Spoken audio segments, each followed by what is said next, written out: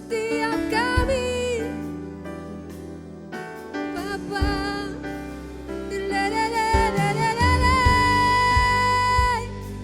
kami ingin menikmati hadirat-Mu. Bapa, kami bawa sembah kami kepadamu Tuhan.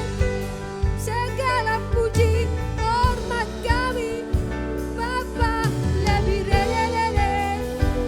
oh Yesus, damai sejahtera-Mu penuhi kami Roh Kudus, Dia belada di syedara, Dia belada di syedara, lebih belada denai. Oh Roh Kudus, penuhi kami. Haleluya, haleluya, lebat lele, haleluya syedara, hadirat-Mu Bapa penuhi kami Roh Kudus, lele lele, dirawe syedara, lele Yesus, kami bersyukur kepadamu Bapa buat hari ini yang luar biasa. Oh Yesus, yes Lord. Bapa, oh Yesus, Bapa, penuhi kami dengan damai sejahtera-Mu, dengan sukacita surgawi. Bapa, segala hormat kami Tuhan, segala puji kami bagi nama-Mu Yesus. Ya Tuhan, kami ingin menikmati hadirat-Mu Tuhan hari ini. Kami ingin menikmati Roh Kudus-Mu hari ini Bapa. Beracaralah dalam hati kami, dalam hidup kami hari ini. Terima kasih Tuhan Yesus buat hari yang Kau beri. Terima kasih buat sukacita, damai sejahtera yang Kau beri kepada kami hari ini. Tuhan, kami ingin menikmati Tuhan hadirat-Mu, menyembah-Mu, memuji-Mu. Terima kasih Tuhan Yesus. Kami percaya Tuhan Engkau hadir di tempat ini. Engkau ada Tuhan untuk kami. Terima kasih Bapa. Dalam nama Yesus kami bersyukur. Amin. Yes. Mari kita berikan pujian kita yang terbaik buat Tuhan. Ya Tuhan, yes Lord. Kami memuji-Mu, kami menyembah-Mu.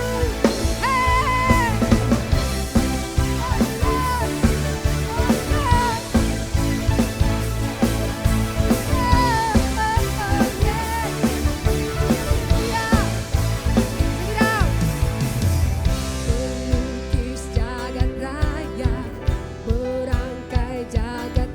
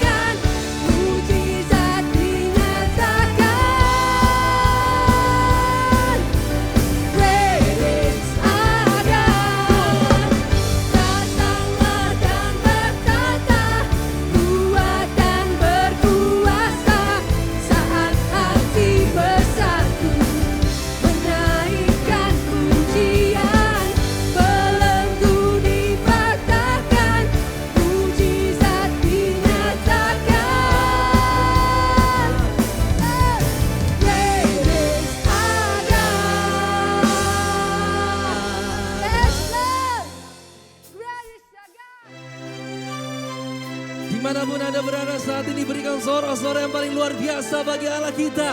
Dia yang ajaib. Haleluya, haleluya. Thank you Jesus. Ini pujian kami kepadamu Tuhan. Tak terbayang kebesaran-Mu dan tak terbanding kekuatan-Mu Tuhan. Kau megah bagiku. Segenap jiwa dan pengharapan telah ku serahkan tuh rencana-Mu Tuhan. Kau Raja atasku. Hanya Kau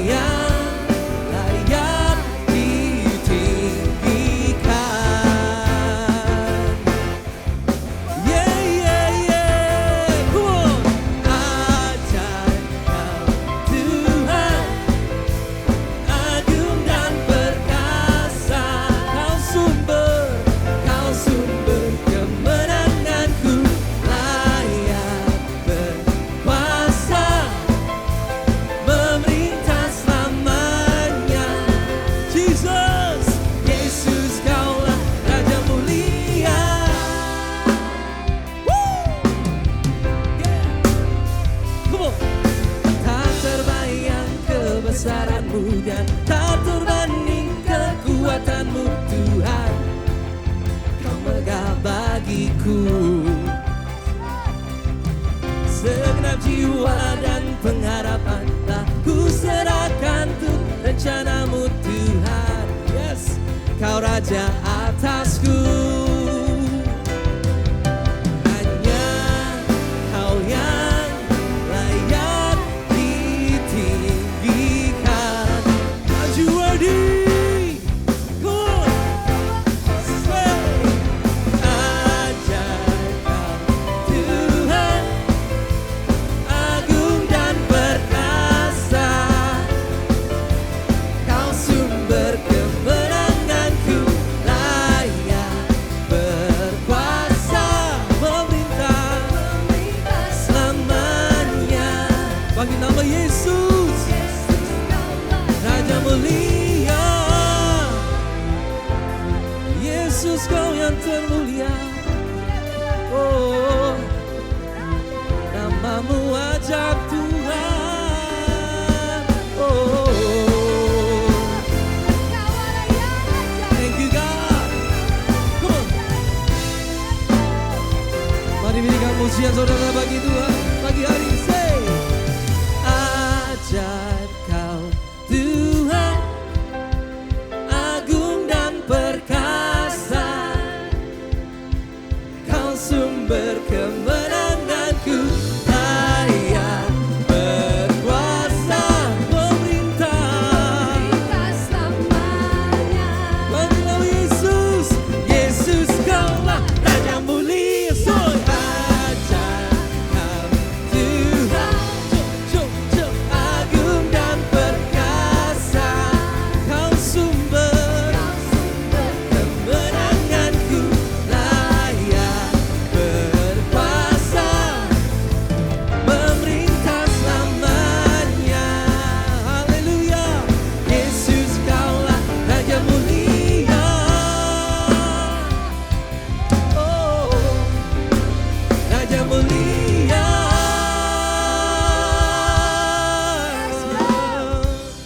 Kau Raja yang mulia. Ajaib Engkau Tuhan. Yes Lord. Ajaib Engkau Bapa. Kau Allah yang luar biasa. Kau Allah yang selalu hebat buat kami. Yesus Tuhan. Dia bersyukur di nene. Kau Allah yang baik.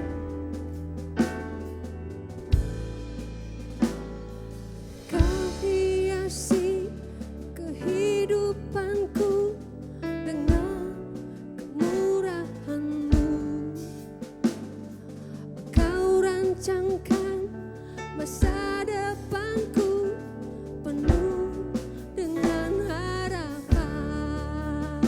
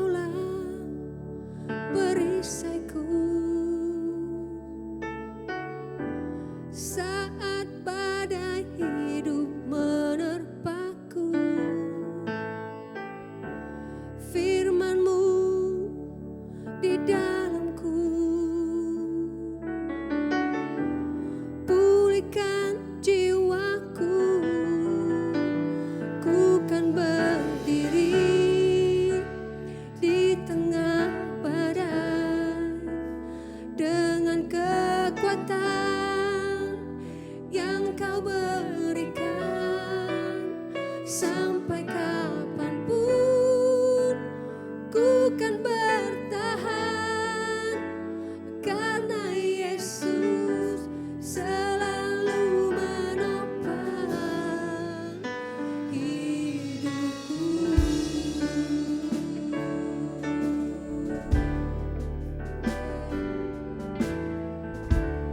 Engkaulah perisaiku saat badai hidup menerpaku. Firman-Mu di dalamku, pulihkan jiwaku.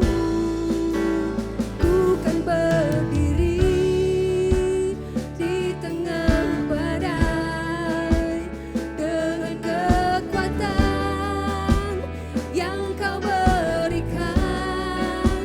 Sampai kapanpun ku kan bertahan karena Yesus selalu menopang.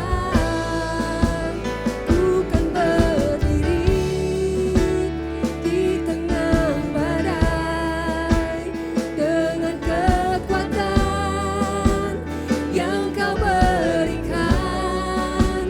Sampai kapanpun ku kan bertahan karena Yesus selalu menopang hidupku. Kau selalu menopangku, Kau selalu menguatkanku, Bapa. Oh Yesus, Engkau selalu ada di setiap waktu dalam hidupku, Yesus. Bapa, Engkau tak pernah meninggalkanku, Tuhan. Selalu ada buatku, selalu ada bagiku. Engkau selalu ada bagiku, Bapa. Dibagi syamara lelele, selalu hadir, selalu ada, tak pernah meninggalkan kami. Never say, never rade, rade, rade, rade, rade. Oh Bapa, Bapa, kami memanggilmu Tuhan. Yes Lord, Bapa, Engkau Bapa yang baik, yang selalu ada buat kami, yang selalu memberi yang terbaik bagi kami.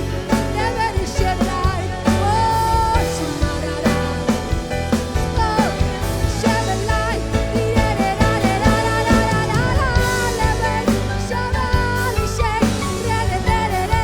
Bapa Engkau baik, yang selalu ada di setiap waktu di dalam hidup kami.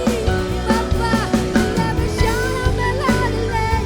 Yesus, di kami syah, lahir rebenane, dia besar lebeno, dia besar, dia benane, oh, lami shekira barerara, oh Bapa liki shekirane, yang selalu hadir dalam hidup kami dan tak pernah meninggalkan kami, Tuhan.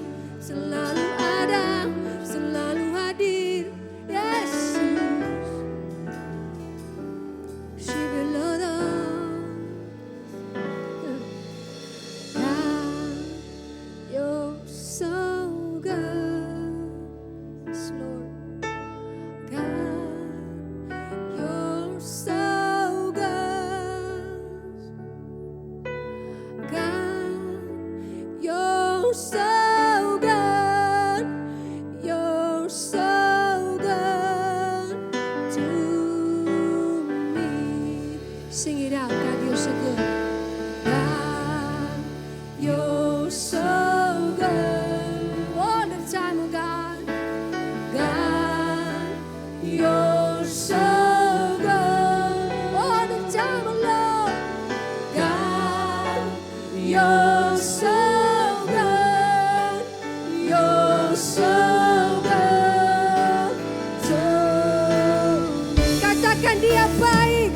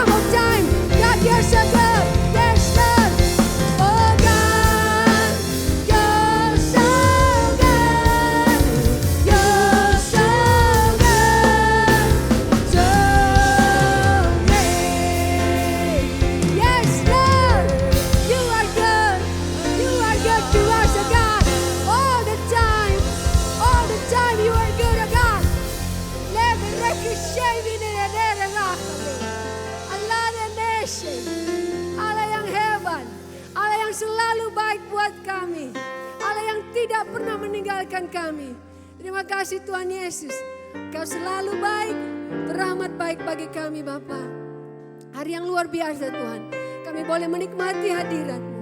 Kami boleh menyembah-Mu Tuhan. Kami boleh memuji-Mu Bapa. Diberkatilah setiap kami Tuhan. Pagi hari ini Tuhan, biar kami boleh merasakan lawatan Tuhan yang luar biasa. Terima kasih Tuhan Yesus. Terima kasih buat semua hal baik yang sudah Tuhan lakukan. Terima kasih Yesus, kami juga ingin memberikan yang terbaik buat Tuhan. Sebentar kami akan memberikan persembahan kami. Berkati Tuhan, berkati Bapa. Kami memberinya dengan ketulusan hati kami. Kami memberikan yang terbaik buat Tuhan. Dan kami juga berdoa Tuhan untuk firman yang akan kami dengar. Boleh bertumbuh di dalam hidup kami. Boleh menjadi terang di dalam hidup kami. Terima kasih Tuhan Yesus. Tak terlewatkan satu orang pun hari ini. Semua diberkati oleh Tuhan. Semua merasakan lawatan Tuhan. Sukacitamu, damai sejahtera-Mu menyertai setiap kami. Thank you Father. Terima kasih Tuhan. Di dalam nama Yesus kami berdoa dan mengucap syukur. Haleluya. Amin.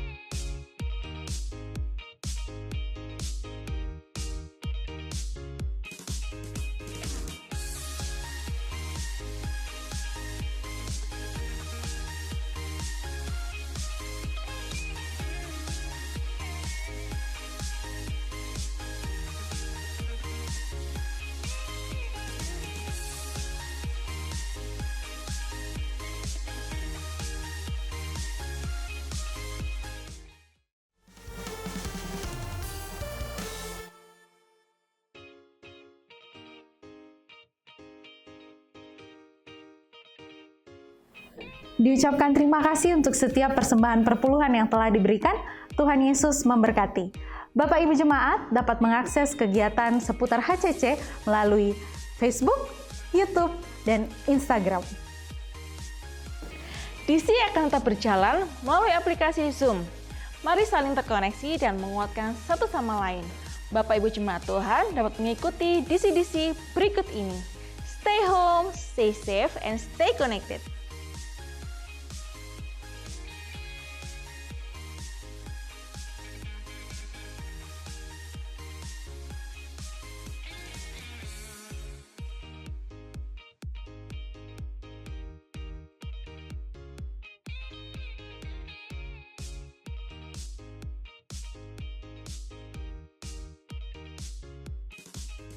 Hai guys, M Community.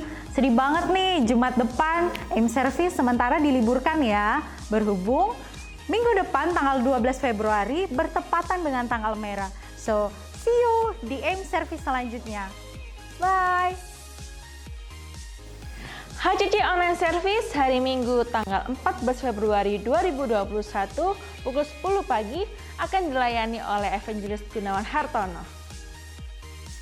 Seusai ibadah ini akan dilanjutkan dengan Kemi Service melalui YouTube. Diharapkan Bapak Ibu Saudara dapat mendampingi anak-anaknya dalam mengikuti ibadah ini.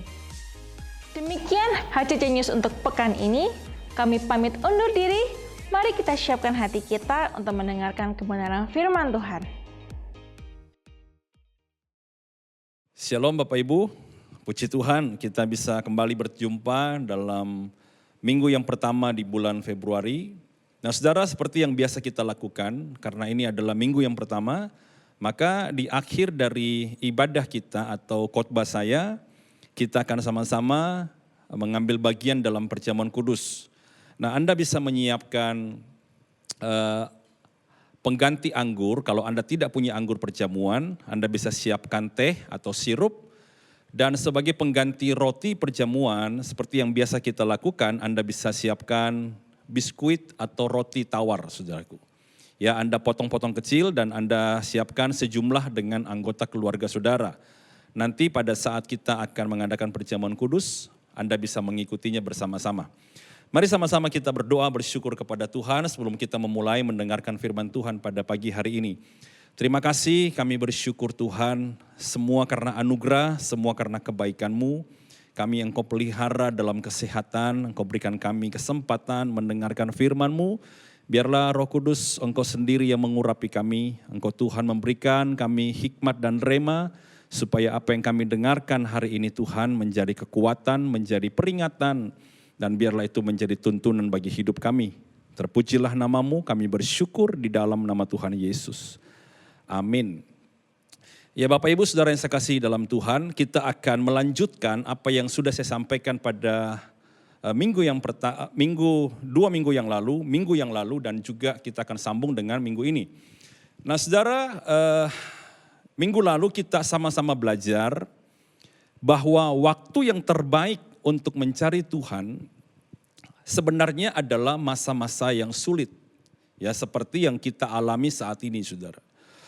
Kenapa? Karena di saat itu kita lebih banyak introspeksi.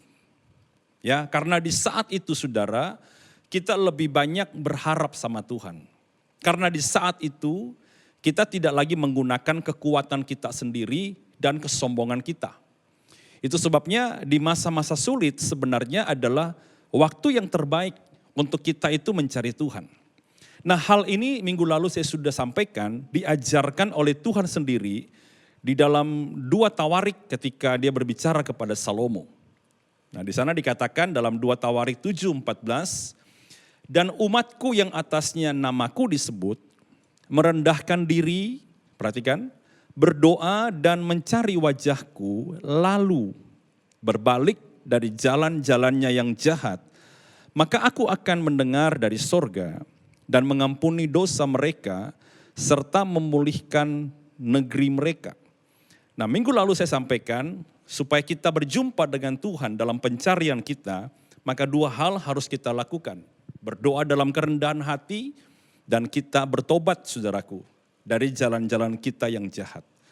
Nah seperti yang saya janjikan minggu yang lalu, hari ini kita akan belajar mengenai pertobatan. Karena pertobatan adalah hal-hal yang mutlak, yang harus kita hidupi setiap hari saudaraku. Karena apa? Daya tarik dosa itu begitu kuat dalam kedagingan kita. Kita harus bertobat setiap hari, kita harus menghidupi ini sebagai gaya hidup. Kalau Anda perhatikan saudara, mungkin Anda pernah lihat satu karet ya, yang panjangnya segini saudara. Nah karet itu ketika kita tarik saudara, dia akan berusaha kembali ke ukuran normalnya. Ya, nah kalau saya ingin memanjangkan karet itu, maka saya harus menariknya, saudaraku. Nah, sama dengan kedagingan kita. Kedagingan kita, saudara, selalu ingin muncul, selalu ingin dipuaskan, selalu ingin makan, ya. Tetapi pertobatan itu menekan dia, saudaraku. Nah, dorongan ke atas ini, saudara, hanya bisa ditahan seperti yang Paulus katakan. Engkau harus mematikan keinginan daging itu. Nah, itu yang kita sebut sebagai pertobatan, saudara, setiap hari. Supaya apa, saudara? Supaya kita bisa mengalami perjumpaan dengan Tuhan tiap hari. Ya, di dalam Lukas 15, Yesus memberikan sebuah perumpamaan yang bagus sekali, saudara. Ini perumpamaan yang populer, ini kisah yang sangat populer, ya. Dan dia mengajarkan bagaimana seharusnya kita menghidupi sebuah pertobatan. Bagaimana supaya kita bisa mengalami yang namanya pertobatan sejati, saudaraku. Dalam Lukas 15, kalau Anda baca, saudara, ya sudah sering kita baca, maka di situ ada satu perumpamaan, dikisahkan ada seorang bapak punya 2 orang anak, yang sulung dan si bungsu. Kemudian saudara, yang bungsu berkata kepada papanya, "Pa, aku ingin pergi jauh. Saya minta warisan dong." Papanya berkata, "Kamu mau kemana?" "Saya pengen pergi ke negeri yang jauh. Ya, saya pengen hidup bebas." Sekalipun berat saudara, papanya memberikan sebagian atau hak dari warisan anak yang bungsu ini saudara. Kemudian saudara dia pergi ya ke negeri yang jauh. Dia bersenang-senang saudara. Papanya tidak bisa lagi menjangkau dengan mata, tidak bisa lagi menjangkau dengan tangan, ya hanya bisa berdoa dan menunggu saudaraku. Dan kita ternyata tahu dari cerita ini, setelah dia pergi ke negeri yang jauh, dia habiskan dengan berfoya-foya, dia habiskan dengan bersenang-senang, dia boroskan kekayaannya, dia puaskan hawa nafsunya. Dia hidup jauh dari bapaknya. Dia hidup tidak terjangkau dari bapaknya. Dia menyimpang dari kebenaran-kebenaran dan nilai-nilai keluarganya, saudaraku. Dan pada akhirnya kita semua tahu bahwa akhirnya dia ada di titik nol dalam hidupnya. Karena dosanya dia dibawa turun, saudara. Akhirnya dia masuk ke lembah yang kelam. Dia masuk ke dalam jurang kemelaratan, saudaraku. Dan semua kita tahu, saudara, bagaimana dia kemudian mencari Tuhan. Perhatikan, minggu lalu saya berkata, waktu yang terbaik mencari Tuhan adalah saat-saat di mana kesombongan kita sudah runtuh. Ketika ego kita sudah rontok, saudaraku. Dan apa yang dialami oleh anak yang bungsu ini, saudara, itu adalah waktu yang terbaik untuk dia mencari Tuhan. Dan ketika dia ingin kembali kepada Tuhan, dia memulainya dengan sebuah pertobatan. Nah, hari ini kita akan belajar, perhatikan baik-baik apa yang diajarkan oleh Yesus lewat perumpamaan ini. Tentang pertobatan yang sejati dari si anak bungsu, saudara. Karena hal ini bisa kita pakai, hal ini bisa kita praktekkan, saudara. Kalau Anda baca di sana, saudara, ya kita akan menemukan ada langkah-langkah pertobatan sampai benar-benar dia mengalami pemulihan. Ya, kita perhatikan sama-sama tahap yang pertama yang harus semua kita alami, saudara. Yang pertama adalah anak yang bungsu ini, tahap pertama dari sebuah langkah pertobatan adalah menyadari keadaannya. Dalam ayat yang ke-17 dikatakan begini, saudara. Lalu ia menyadari keadaannya, katanya, betapa banyaknya orang upahan Bapakku yang berlimpah-limpah makanannya, tetapi aku di sini mati kelaparan. Perhatikan, ayat 17 mencatat bahwa lalu ia menyadari keadaannya, saudara. Dia lihat dirinya, dia perhatikan apa yang dia makan, dia lihat kondisinya, dia bandingkan dengan hidupnya dulu, dia bandingkan dengan rumah bapaknya, dan semua itu, saudara, menyadarkan dia. Dia sadar, saudara, bahwa apa? Bahwa dia sudah menyimpang jauh. Dia sadar bahwa dia ada di tempat yang tidak seharusnya dia ada. Dia sadar bahwa karena kesalahannya lah dia ada di titik seperti itu. Saudara, banyak orang tidak bisa bertobat karena mereka tidak pernah sadar. Selama Anda tidak pernah sadar, maka selama itu juga Anda tidak pernah bertobat. Kesadaran akan keadaan kita itu sangat penting. Makanya kenapa, saudara, ketika engkau ada di titik nol dalam hidupmu, mari belajar introspeksi. Mari belajar evaluasi diri. Apa yang salah, Tuhan? Apa yang aku harus perbaiki? Supaya apa? Engkau menemukan kesadaran di situ. Nah, anak yang bungsu ini melihat keadaannya. Dan dia berkata, dulu aku tidak begini. Apakah ini yang diharapkan oleh papaku? Apakah ini yang diharapkan oleh Tuhan? Tentu tidak.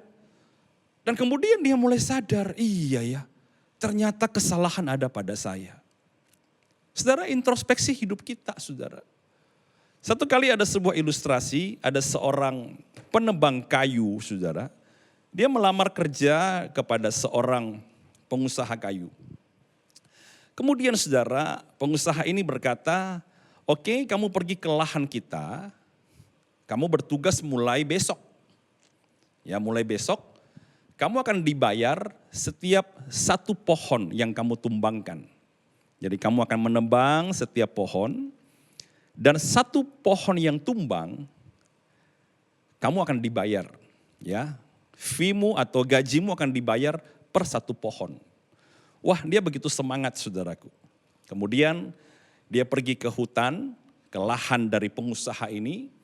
Dia potong, tentu saja bukan kayu yang pohon yang sangat besar. Dan dia potong saudara, dia tebang. Anda tahu, dalam satu hari dia bisa menumbangkan 8 pohon saudaraku. Wah, dia begitu senang saudaraku. Karena tentu saja dia mendapatkan gaji yang lebih besar. Kemudian saudara, hari besoknya dia coba lagi dengan kekuatan yang sama saudara. Tapi dia hanya berhasil menumbangkan 7 pohon. Dia mulai heran, kenapa aku kemarin bisa tumbangkan 8, hari ini cuma 7. Akan aku coba lagi besok. Dia coba lagi besok saudara, dan dia hanya bisa menumbangkan 5 pohon. Kemudian saudara, dia coba lagi besoknya, turun menjadi 4 pohon saudara. Dia begitu frustrasi, kemudian dia datang kepada pengusaha ini dan dia berkata, saya mungkin sudah berumur tambah tua. Kekuatan saya sudah menurun. Ya, saya ingin berhenti karena rasanya jalanku bukan lagi sebagai penebang pohon. Kenapa kamu berkata begitu? Kata pengusaha ini. Iya, karena aku hari pertama 8, hari kedua 7, hari ketiga cuma 5, dan hari ini cuma 4. Kemudian pengusaha ini berkata begini saudaraku. Satu pertanyaan saya sebelum kamu berhenti. Kapan kamu terakhir mengasah mata kapakmu? Penebang pohon ini kaget saudara. Dia bilang, selama ini setelah aku menebang 8 pohon, aku tidak mengasah mata kapak. Setelah aku menebang 7 pohon, aku tidak mengasah mata kapak. Setelah aku menumbangkan 5 pohon, aku tidak mengasah mata kapak. Dia bilang, kamu istirahat 3 hari, selama 3 hari itulah kamu mengasah mata kapakmu. Dan hari keempat engkau akan bekerja lagi. Saudara tahu saudara, hari keempat dia bekerja, dia menumbangkan 8 pohon. Kehidupan kita saudara seringkali terlalu sibuk.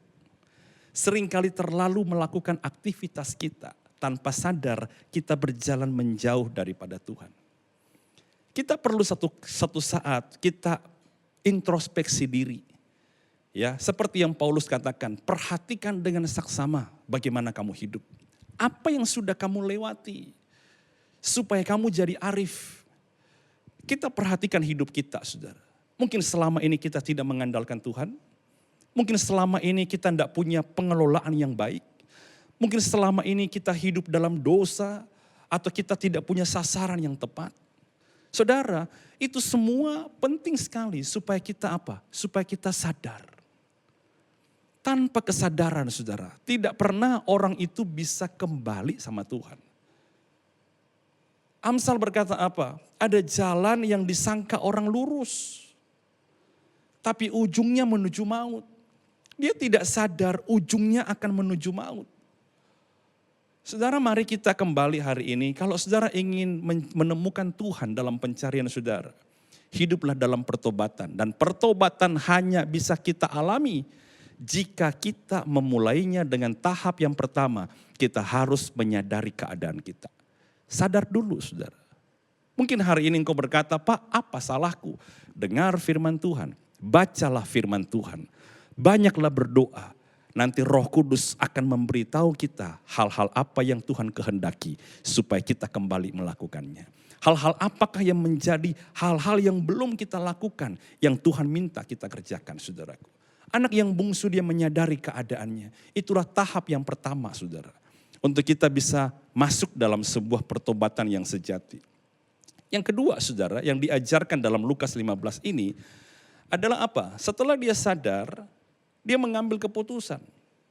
Dalam Lukas 15 ayat 18 sampai 19 dikatakan, aku akan bangkit dan pergi kepada Bapakku dan berkata kepadanya. Perhatikan, Bapa, aku telah berdosa terhadap sorga dan terhadap Bapa. Aku tidak layak lagi disebutkan anak Bapa. Jadikanlah aku sebagai salah seorang upahan Bapa. Ya, anak bungsu ini tidak hanya menyadari keadaannya. Anak bungsu ini tidak hanya sadar, iya aku salah. Tidak hanya berkata, iya ya aku menyimpang. Enggak. Tapi dikatakan apa saudara? Dalam Lukas pasal 15 ayat 18, dia mengambil keputusan.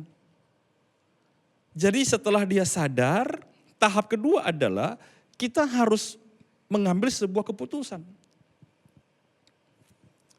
Saya akan bangkit. Aku tidak mau kayak begini lagi. Aku sudah salah nih. Anda harus ngambil keputusan. Seperti orang kalau sudah jalan kemudian dia tersesat saudara.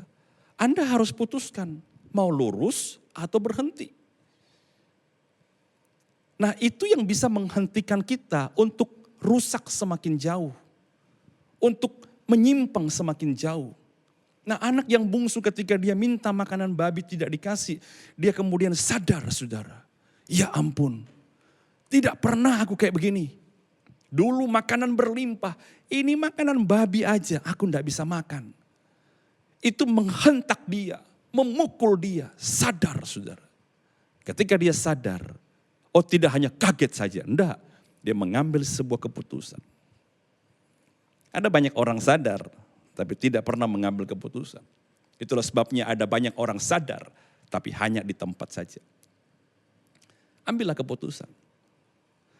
Buatlah sebuah rekomitmen. Pernikahan saudara sudah digoncang saudaraku. Hancur-hancuran. Anak-anak kacau. Tidak dekat dengan saudara. Pernikahan saudara terus mengalami masa-masa sulit. Dan hal itu membuat Anda sadar. Iya ya Tuhan masa rumah tanggaku tidak bahagia kayak begini. Bagus Anda sadar. Tapi apakah sudah ada keputusan yang harus Anda ambil? Udah Pak, aku putuskan cerai. Oh tambah matang saudara. Maksud saya adalah keputusan untuk memperbaiki. Bukankah firman Tuhan berkata bahwa apa yang disatukan Allah tidak boleh diceraikan manusia? Sadar bahwa perintah Tuhan itu belum Anda lakukan. Sekarang ambillah keputusan untuk melakukan kehendaknya. Bukan mengambil keputusan untuk menjauh seperti anak bungsu. Dia tidak mengambil keputusan, udahlah aku tinggal di kandang babi saja. Tidak.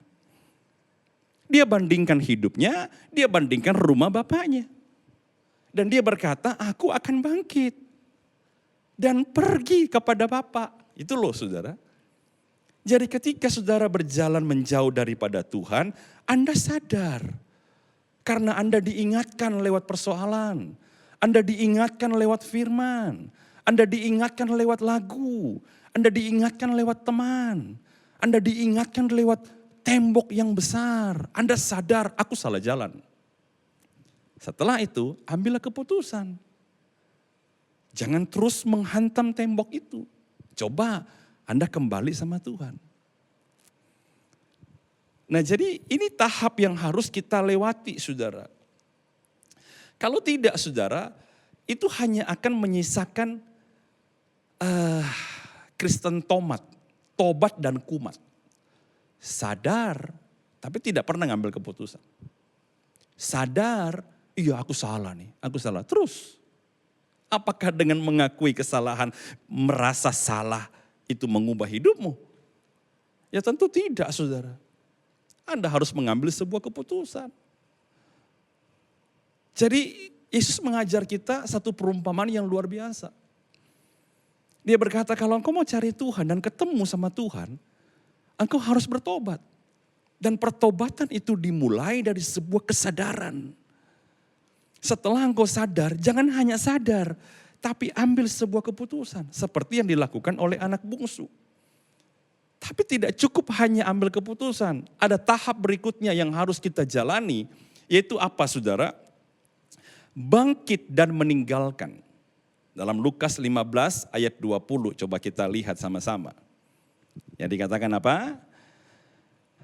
Maka bangkitlah dia dan pergi kepada bapaknya.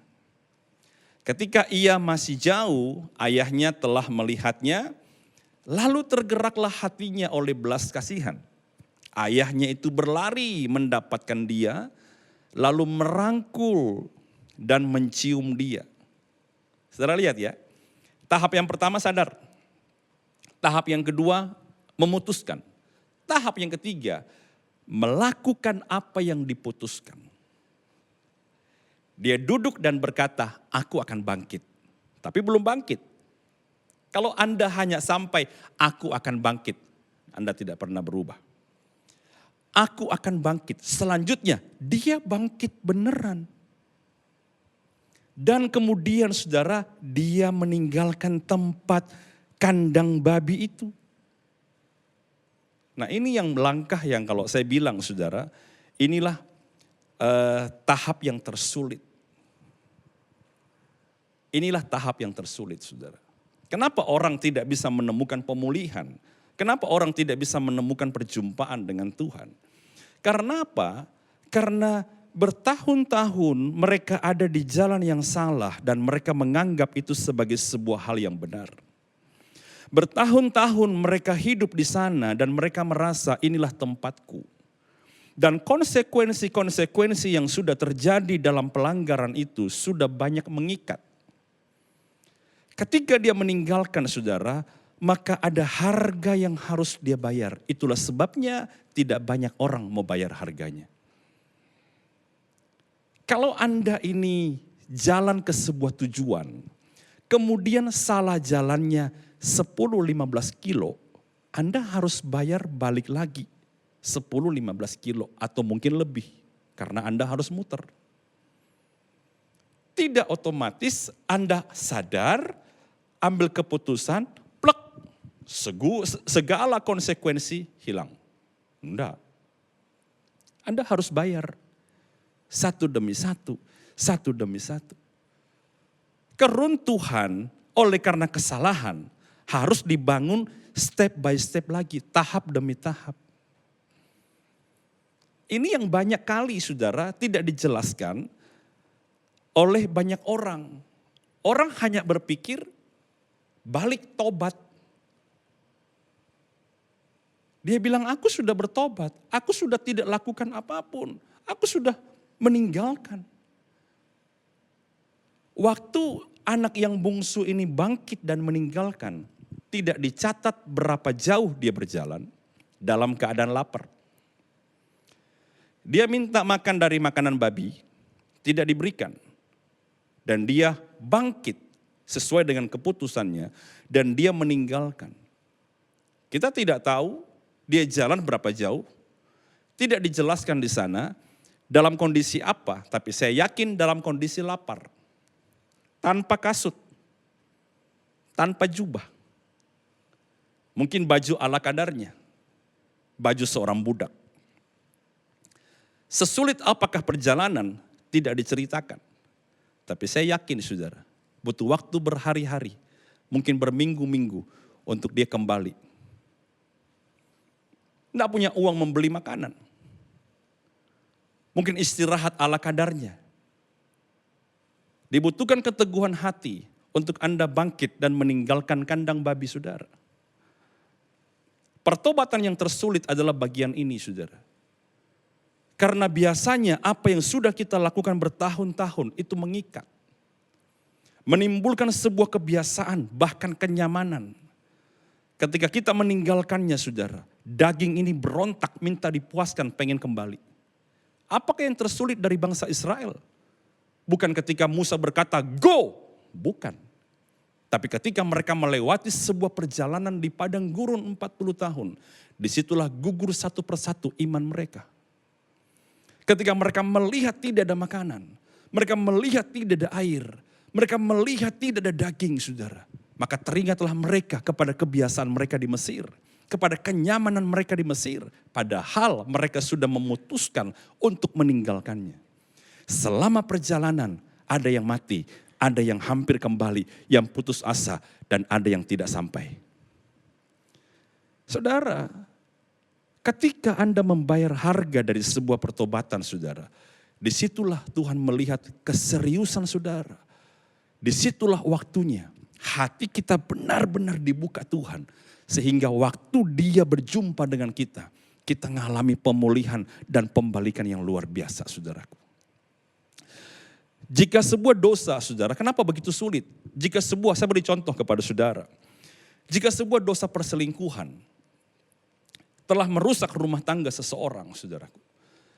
Saya menemukan saudara bahwa apa yang menjadi konsekuensi, entah itu wanita, entah itu pria, orang ketiga, entah itu punya anak, entah itu masalah harta, itu menjadi ikatan. Menjadi sulit. Ketika mereka berusaha meninggalkan, ini akan terus menghantui, terus menjadi teror. Contoh yang lain saudara, ketika mereka terjebak di dalam judi, terjebak di dalam minuman keras, terjebak di dalam alkohol, obat-obatan saudara.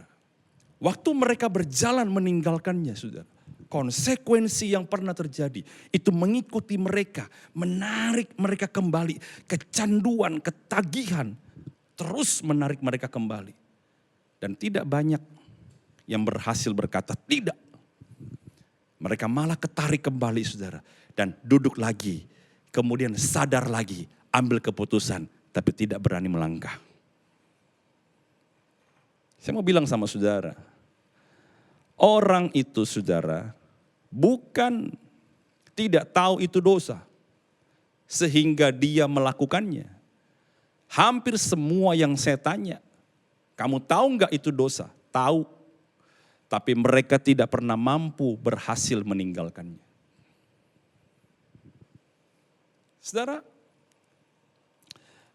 ini hal yang tidak mudah saudaraku. Tapi saya ingin beritahu kepada saudara sebuah kabar baik. Yaitu apa saudara? Bahwa Tuhan berjanji ketika engkau mengambil sebuah keputusan. Dan kemudian engkau melangkah saudara. Setiap langkah hidupmu. Langkah demi langkah. Firman Tuhan berkata, aku menyertainya. Memang secara dorongan, tarikan, konsekuensi akan selalu ada. Tapi di masa-masa itu saya mau bilang sama saudara, jangan Anda kembali. Anda harus ingat, Yesus menyertai langkah-langkahku. Roh Kudus bersama dengan aku. Roh Kudus menguatkan aku. Roh Kudus menghibur aku. Roh Kudus menginsafkan aku. Sehingga ketika engkau berjalan meninggalkan, jalan itu tidak gampang. Jalan itu terjal. Tapi bersama dengan Tuhan, Anda pasti bisa saudaraku. Jangan kembali. Kalau engkau lelah, istirahat di dalam hadiratnya. Tapi jangan kembali, tetap menyembah Tuhan. Bangkit lagi, lanjutkan perjalananmu saudaraku. Tidak ada yang sempurna. Tapi setiap orang yang mau menghasilkan buah dari pertobatannya, selalu akan melihat hari-hari yang baik dalam hidupnya. Karena itu berkenan. Amin saudaraku. Apalagi saudara, tahap yang berikutnya. Ya, tahap berikutnya yang harus dilakukan dalam memasuki atau mengalami pertobatan sejati adalah tahap yang keberapa ini? Tahap yang keempat. Yaitu pengakuan. Ya, di dalam Lukas pasal 15 ayat 21, ya, Anda perhatikan tadi saudara, ketika dia mengambil keputusan di tahap kedua, dia berkata, aku akan berkata kepada Bapa. Dia belum ngomong, tapi sudah memutuskan, betul? Kemudian dia bangkit, dia berjalan meninggalkan. Itu perjuangan. Waktu dia sampai ketemu papanya, dia bilang begini. Keputusan yang sudah dia buat di tahap kedua, dia realisasikan di tahap yang keempat. Dia berkata beneran. Kata anak itu kepadanya, kepada bapaknya, Bapak, aku sudah berdosa terhadap sorga dan terhadap Bapak. Aku tidak layak lagi disebutkan siapa? Disebutkan anak Bapak. Saudara, ada banyak orang saudara, itu hanya mau melakukannya sendiri, tapi tidak pernah mau mengakuinya. Iblis selalu akan menjadikan itu senjata untuk membawa Anda kembali. Makanya kenapa saudara, kita butuh seorang teman atau istri pasangan di mana kita bisa mengakuinya. Mengakui kelemahan kita, mengakui kesalahan kita. Saudara perlu tahu, pertobatan itu sebenarnya bertujuan untuk memproses karakter kita. Nah, pengakuan itu menghancurkan kesombongan. Pengakuan saudara itu menghancurkan ego kita. Saya banyak menemukan orang-orang yang sudah bersalah. Dia memperbaiki diri, tapi dia tidak pernah mengakuinya. Dia selalu berkata itu masa lalu, gak usah diungkit. Tapi saudara, saya mau bilang sama saudara, kadang-kadang kita perlu berkata di hadapan Tuhan dan di hadapan orang yang kita percaya, iya saya ini gagal. Ada keputusan-keputusan yang salah yang pernah saya ambil. Saya gagal, tolong bantu saya.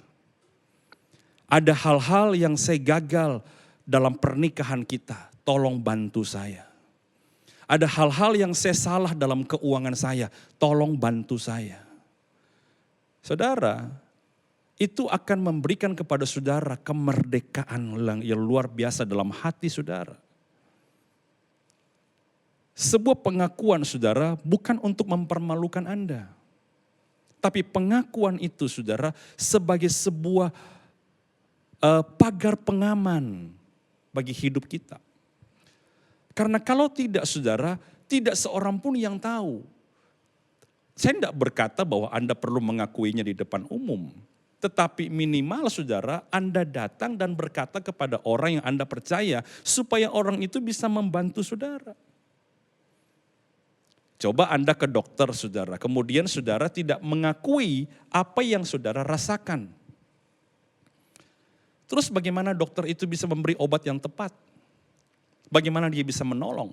Pak, bukankah Tuhan tahu? Memang Tuhan tahu. Tapi bukankah Tuhan mengurapi orang-orang di sekitar saudara? Menempatkan orang-orang di sekitar saudara untuk menopang saudara, menolong saudara? Minimal istrimu, minimal orang yang kau percayai, sahabatmu. Yang bukan menceritakan lagi masalah saudara sebagai gosip. Tetapi yang menopang, mendoakan, dan mengingatkan engkau. Anak ini mengerti saudara. Bahwa dia ini orangnya serakah. Dia ini orangnya berontak. Dia tahu. Makanya dia bilang sama papanya, "Pa, aku ini sudah berdosa. Pertama terhadap Tuhan. Yang kedua terhadap Bapak.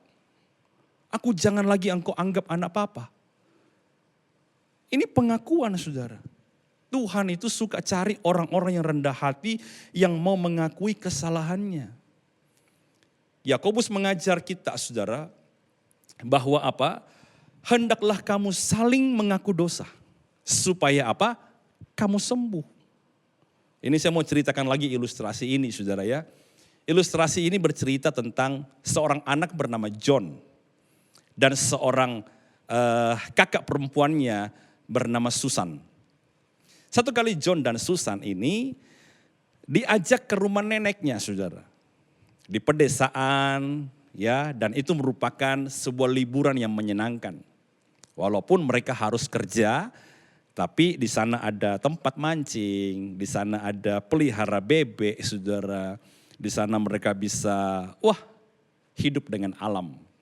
Nah pergilah mereka John dan Susan ini ke rumah neneknya. Hari pertama saudara si John bawa ketapel. Ya, dia lihat buah, dia pakai jatuh saudara. Ya dia lihat burung saudara dia coba. Wah kadang-kadang banyak melesetnya. Karena kecil dan gesit saudara. Satu kali ketika dia sedang bermain dengan ketapelnya saudara. Lewatlah 2-3 ekor bebek peliharaan neneknya saudara. Wah dia pikir ini mungkin bisa nakut-nakutin. Dia pakai ketapelnya plus saudara. Kena pas pelipis jatuh tuh bebek saudara. Langsung mati di tempat. Dia takut, dia toleh kiri toleh kanan, tidak ada orang saudara. Karena bebek nenek banyak, dia berpikir pasti nenek tidak tahu. Dia gali cepat-cepat tanah, dia kubur tuh bebek saudara. Kemudian dia pulang, ya anggap tidak terjadi apa-apa. Nah besoknya saudara, itu mereka punya giliran. Jadi kalau pagi itu si John membersihkan rumah, kalau sore si Susan mencuci piring. Ketika sudah menjelang sore, Susan ini kakak dari perempuan dari John berkata, John, nanti tugas cuci piring saya, kamu yang gantikan. Aku enggak mau. Tadi pagi saya sudah bersihkan rumah.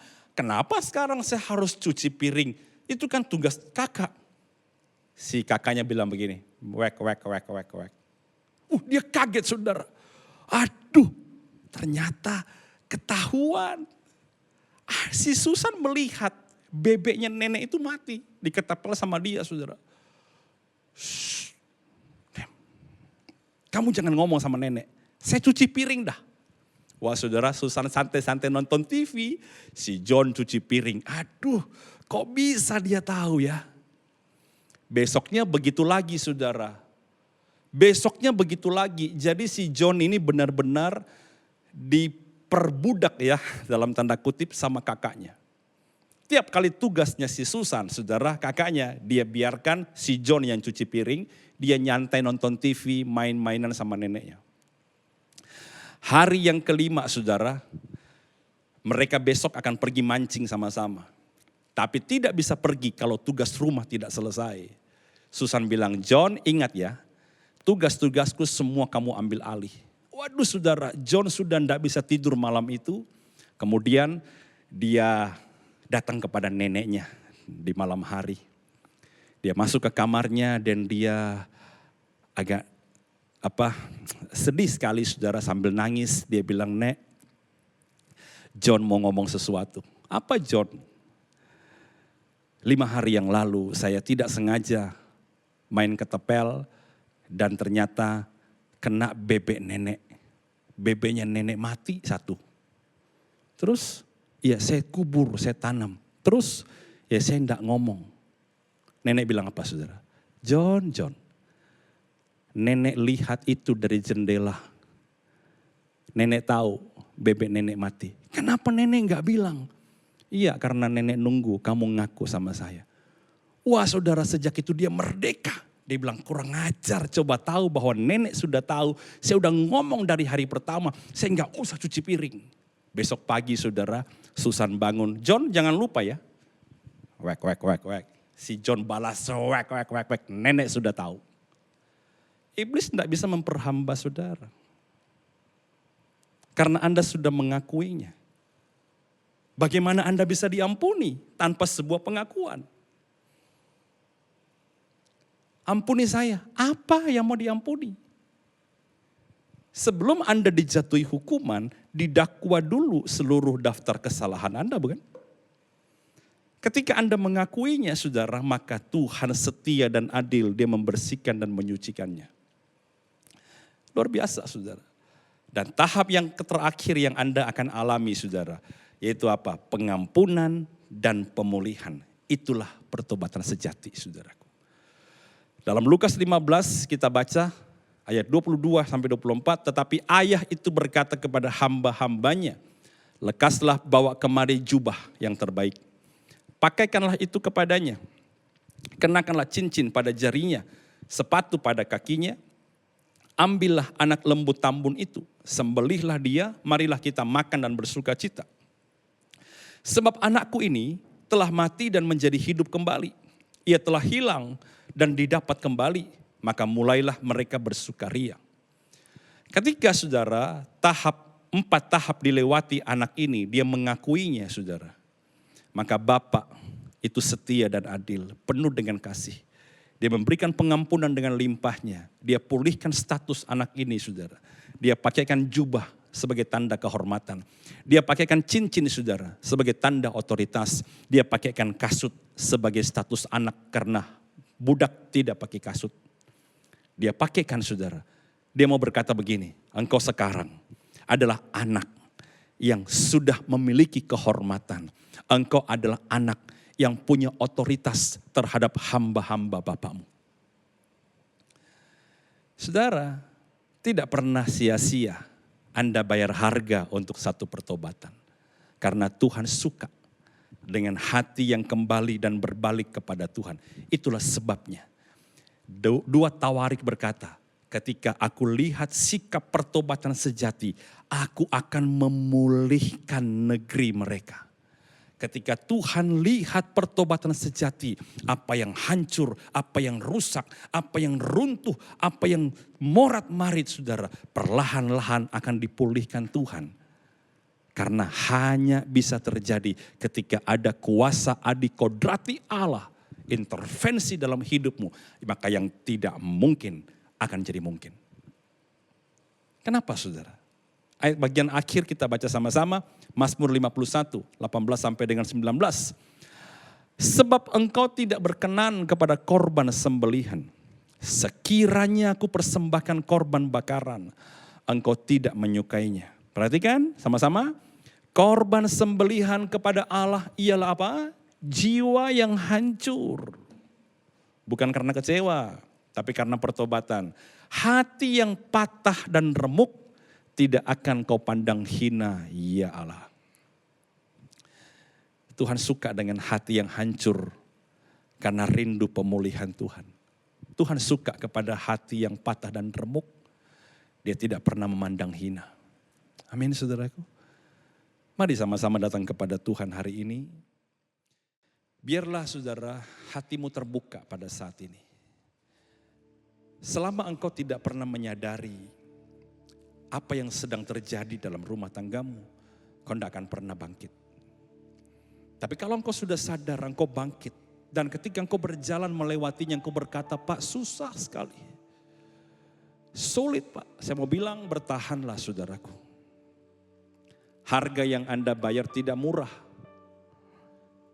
Tapi Yesus sudah membayarnya. Hutang itu sudah dibayar. Tinggal Anda perlu melangkah, nanti Tuhan akan menyertai dalam prosesnya. Bukankah orang Israel di padang gurun, Tuhan siapkan roti sebagai makanan? Bukankah di padang gurun Allah siapkan air? Bukankah di padang gurun baju mereka tidak rusak, kaki mereka tidak bengkak? Bukankah di padang gurun ada tiang awan, tiang api? Bukankah di padang gurun saudara, ada perlindungan dari binatang-binatang liar? Bukankah di padang gurun ada daging yang terbang berupa burung puyuh ke perkemahan mereka? Saya mau bilang sama saudara, memang tidak mudah berjalan meninggalkannya, melewati padang gurun. Tapi kalau Anda mau mengambil keputusan membayar harganya, tetap bertahan, maka engkau akan lihat banyak sekali mujizat. Banyak sekali mujizat. Mari buka hatimu saudaraku pada pagi ini. Sebelum kita mengambil bagian dalam perjamuan kudus. Buka hati saudara. Supaya pagi ini saudara. Tuhan menyadarkan kita lewat firman-Nya hari ini. Jangan sombong dan engkau berkata aku tidak salah. Mari koreksi, introspeksi. Paulus berkata perhatikan dengan seksama bagaimana kamu hidup. Karena waktunya semakin dekat.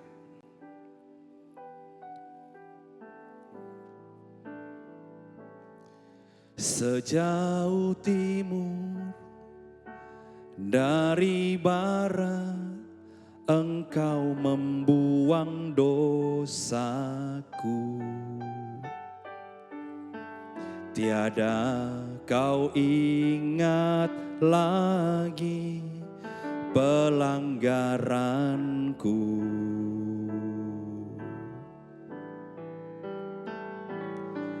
Jauh ke dalam tubir laut, kau melemparkan dosaku. Tiada kau perhitungkan kesalahanku. Betapa besar kasih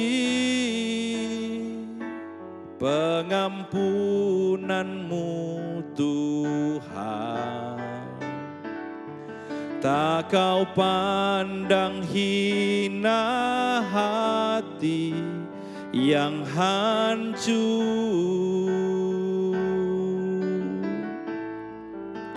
Ku berterima kasih kepadamu ya Tuhan. Pengampunan yang Kau beri, pulihkanku. Sama-sama kita katakan. Betapa besar kasih pengampunan-Mu Tuhan. Tak Kau pandang hina hati yang hancur. Ku berterima kasih kepadamu ya Tuhan. Pengampunan yang Kau beri, pulihkanku.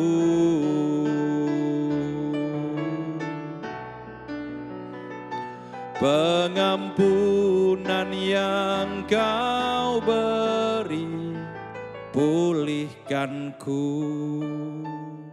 Mari tutup mata kita, saudaraku. Mari introspeksi hidupmu, evaluasi kembali pernikahanmu, evaluasi kembali keuanganmu, evaluasi kembali ekonomimu, evaluasi kembali kesehatanmu, evaluasi kembali hidupmu dan perjalanan rohanimu. Adakah hal-hal yang kau dapati? Engkau perlu berbalik sama Tuhan. Adakah hal-hal yang perlu untuk diperbaiki? Bukan tambah dalam, tetapi berbalik kepada Tuhan. Ambil waktu saudaraku. 1-2 menit ini introspeksi. Selama ini kita selalu menuding dia yang salah. Selama ini kita selalu menuding kondisi-kondisi yang salah. Selama ini kita menuding orang lain yang salah. Tapi pagi ini, mari cek hidupmu. Seperti anak bungsu ini. Dia menyadari keadaannya. Hati kecilmu bicara apa hari ini? Roh Kudus bicara apa di dalam hatimu? Sambil engkau tutup matamu, dia akan mengingatkan akan hal-hal yang perlu engkau perbaiki.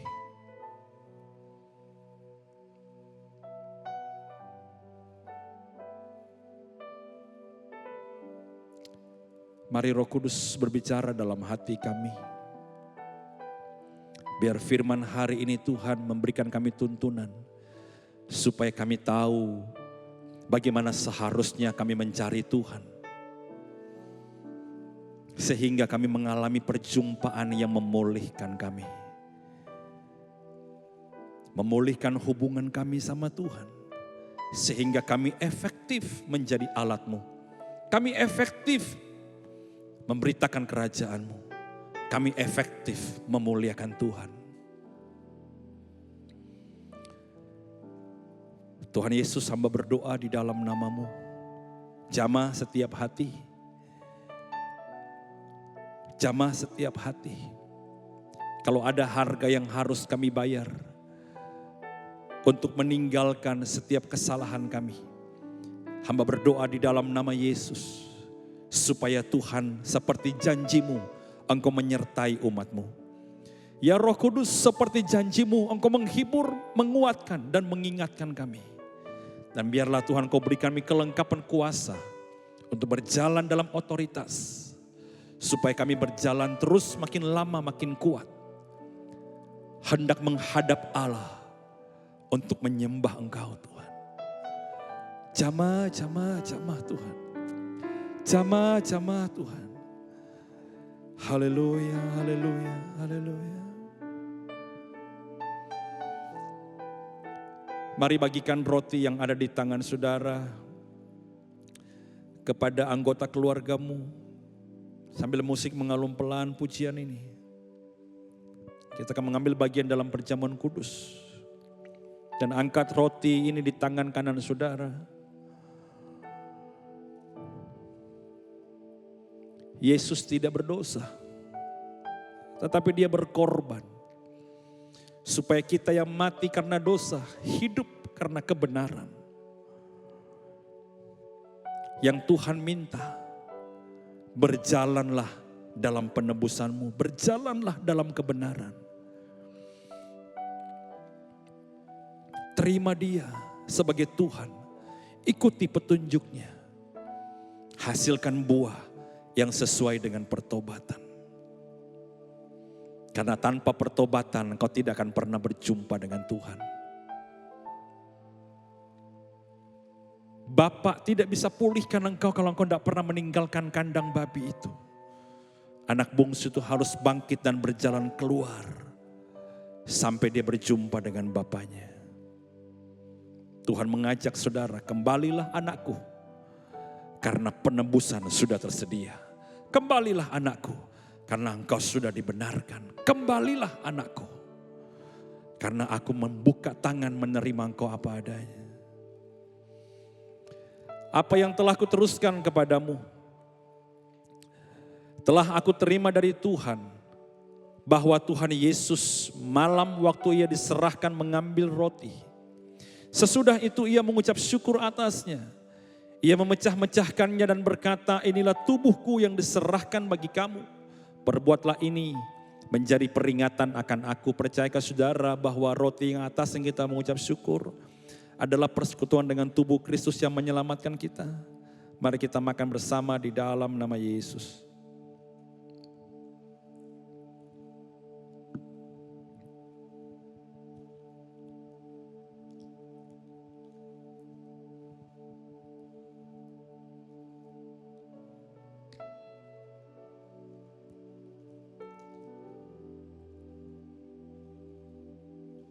Mari angkat cawan ini saudaraku.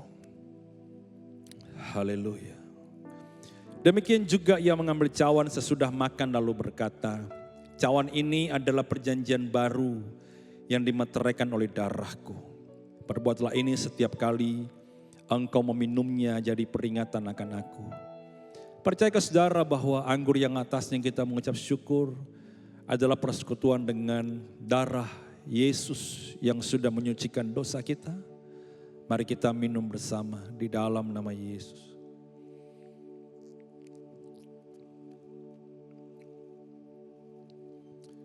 Mari buka tangan saudara. Kami bersyukur Tuhan buat firman-Mu hari ini. Diberkati umat-Mu. Biarlah kami terus mencari Tuhan. Membangun keintiman lebih lagi Tuhan. Meninggalkan dosa kami. Mencari Engkau dalam kerendahan hati. Dan biarlah kami terus Tuhan menjadi umat yang mengasihi Tuhan. Karena tidak ada kasih yang lebih besar selain daripada kasih Tuhan yang sudah Tuhan berikan kepada kami. Biarlah kami juga belajar mengasihi Engkau Tuhan dengan segenap hati kami, segenap jiwa kami, dan dengan segenap kekuatan kami.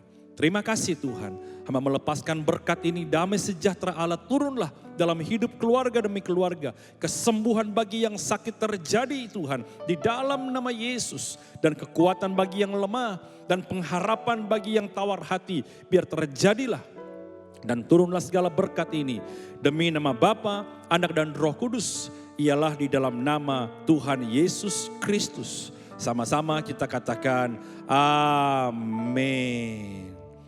Puji Tuhan saudaraku, senang sekali bisa jadi berkat pada hari ini. Biarlah ini menjadi firman yang menjadi kekuatan bagi kita, menjadi tuntunan bagi kehidupan kita dalam mencari Tuhan. Tuhan Yesus memberkati kita semua.